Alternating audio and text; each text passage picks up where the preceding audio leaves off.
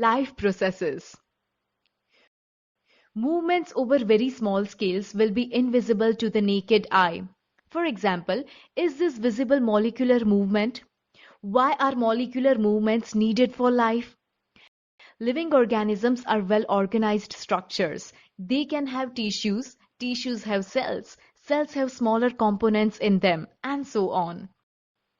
Because of the effects of the environment, this organized, ordered nature of living structures is very likely to keep breaking down over time. If order breaks down, the organism will no longer be alive. So living creatures must keep repairing and maintaining their structures. Since all these structures are made up of molecules, they must move molecules around all the time. What are life processes? The maintenance functions of living organisms must go on even when they are not doing anything particular. Even when we are just sitting in class, even if we are just asleep, this maintenance job has to go on. The processes which together perform this maintenance job are life processes. Since these maintenance processes are needed to prevent damage and breakdown, energy is needed for them. This energy comes from outside the body of the individual organism. So there must be a process to transfer a source of energy from outside the body of the organism, which we call food, to the inside, a process we commonly called nutrition.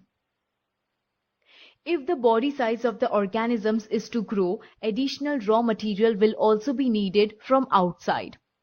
Since life on Earth depends on carbon-based molecules, most of these food sources are also carbon-based. Depending on the complexity of these carbon sources, different organisms can then use different kinds of nutritional processes. The outside sources of energy could be quite varied since the environment is not under the control of the individual organism. These sources of energy, therefore, need to be broken down or built up in the body and must be finally converted to a uniform source of energy that can be used for the various molecular movements needed for maintaining living structures, as well as to the kind of molecules the body needs to grow. For this, a series of chemical reactions in the body are necessary. Oxidizing-reducing reactions are some of the most common chemical means to break down molecules.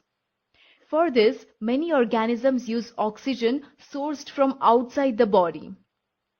The process of acquiring oxygen from outside the body and to use it in the process of breakdown of food sources for cellular needs is what we call respiration.